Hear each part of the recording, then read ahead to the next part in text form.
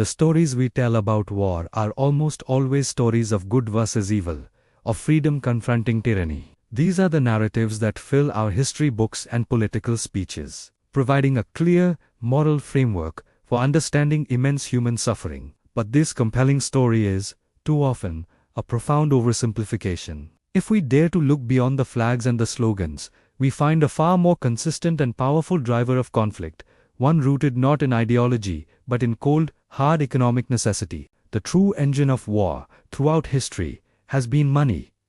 Consider a historical puzzle. In 1990, Saddam Hussein, a known and brutal dictator, invaded the sovereign nation of Kuwait. The world's response, while leading to a military confrontation, was relatively measured and concluded swiftly. Yet in 2003, facing the same dictator, now weakened by over a decade of sanctions, the world's remaining superpower launched a full-scale invasion, an occupation that would last for 8 years. Why the drastic difference in response? The answer cannot be found solely in the character of Saddam Hussein, which was consistently monstrous. The answer lies beneath the sand, the control of oil and, more importantly, in the control of the financial system that oil underpinned. This is not an isolated incident, but a recurring pattern. A tragic cycle where economic pressures build within nations until war becomes the only release valve.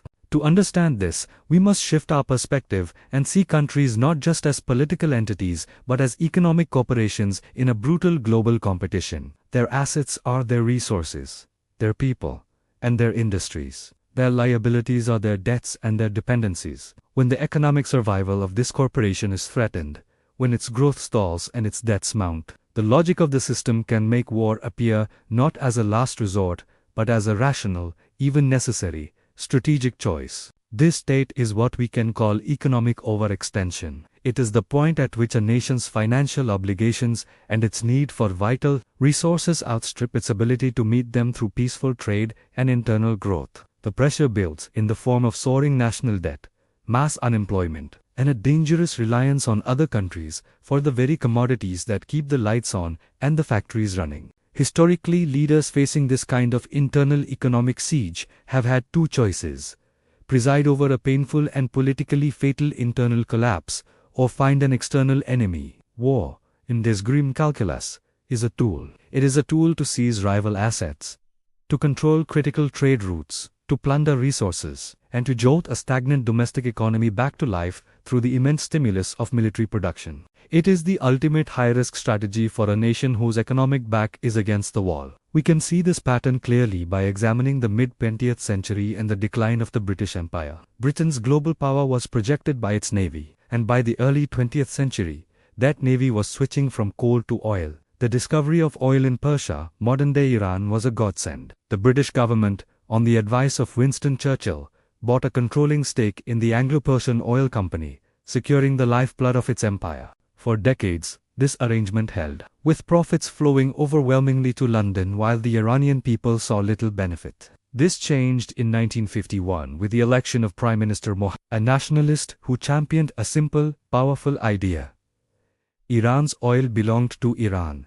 His government voted unanimously to nationalize the oil industry. In London, this was not seen as an act of sovereignty, but as an act of theft and economic declaration of war. Britain responded with a brutal boycott, freezing Iranian assets and deploying warships to strangle the Iranian economy. When the economic pressure failed to topple Mossadegh, Britain, in collaboration with the American CIA, orchestrated a covert coup, Operation A, in 1953.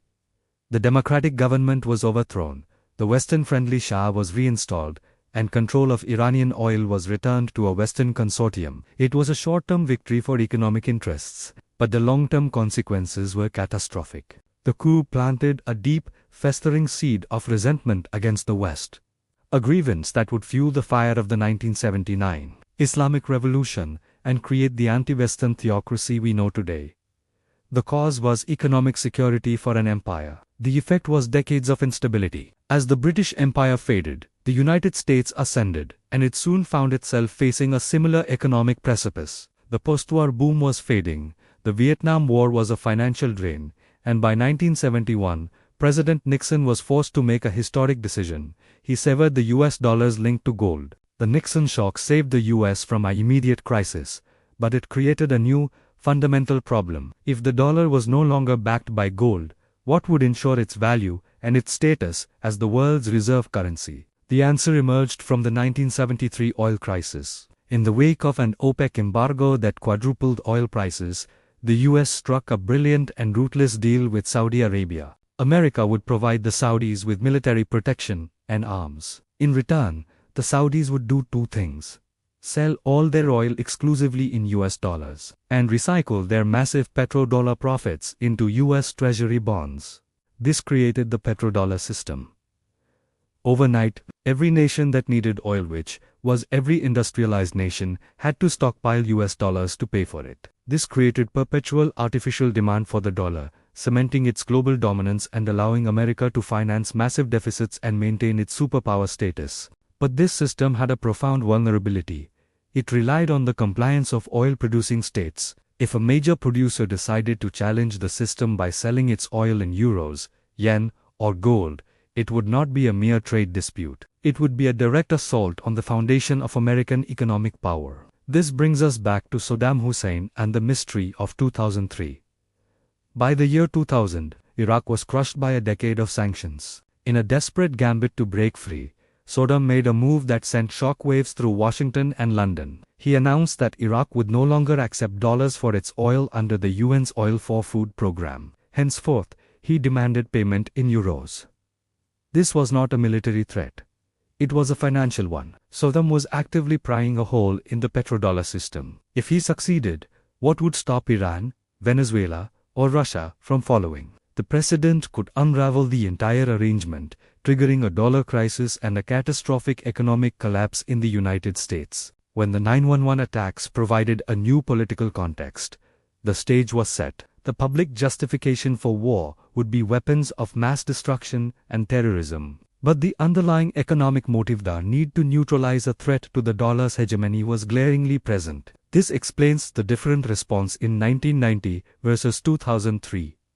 In 1990, Saddam was a useful, if ugly, bulwark against Iran. His invasion of Kuwait threatened oil supplies, but not the petrodollar system itself. By 2003, he was directly attacking its core. The invasion was swift, and one of the first acts of the new American-led authority in Iraq was to switch the country's oil sales back to dollars. The immediate economic threat was neutralized. But, as with the British in Iran, the long-term consequences were devastating. The war cost trillions of dollars, resulted in hundreds of thousands of deaths, and created the power vacuum that gave rise to ISIS. Furthermore, it showed the world, particularly rivals like Russia and China, the extreme lengths America would go to protect the dollar, prompting them to accelerate their own efforts to build an alternative financial system. The war meant to preserve the petrodollar may have been the very event that began its slow demise. This cycle did not end with Iraq. The 2008 financial crisis poured fuel on the fire of economic anxiety in the West, resolved only by printing money and taking on more debt. The 2011 Arab Spring, while framed as a push for democracy, was fueled by the economic tinder of soaring food prices and youth unemployment. And when Libya's Muammar Gaddafi, who had long advocated for a gold-backed African currency to challenge the dollar, faced rebellion, a NATO intervention ensured his overthrow and the country's descent into chaos. Today, the pattern is accelerating. The war in Ukraine is undeniably about history and sovereignty, but it is also a conflict over energy routes, resource control, and the economic alignment of a critical buffer state, fought with economic sanctions as a primary weapon. In the South China Sea, tensions are not merely about national pride, they are about controlling the world's most vital shipping lanes and the untapped resources beneath them, as a rising China seeks to secure the economic means for its continued growth. The data is stark and telling. The US national debt has exploded to over $34 trillion. The share of global reserves held in US dollars is falling to multi-decade lows as BRICS nations build alternative financial infrastructure. The race for critical minerals like lithium and cobalt is the new colonial scramble, and the United States, which accounts for nearly 40% of all global military spending, has a domestic economy that is deeply intertwined with its war machine, creating a powerful incentive to maintain global tension. So, what can we conclude from this journey through the hidden economic history of conflict?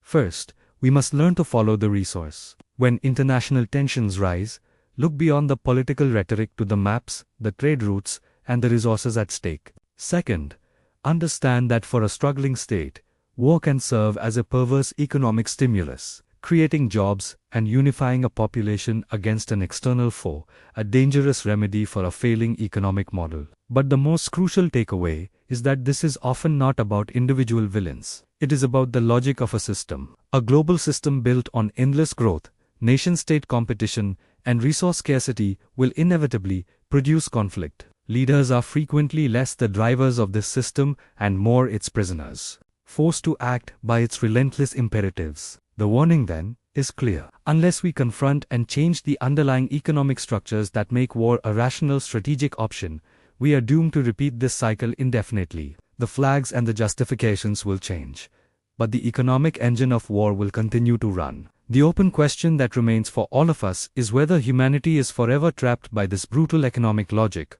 or if we possess the wisdom to build a global system where cooperation and shared prosperity make war obsolete, not only as a moral failure, but as an economic one.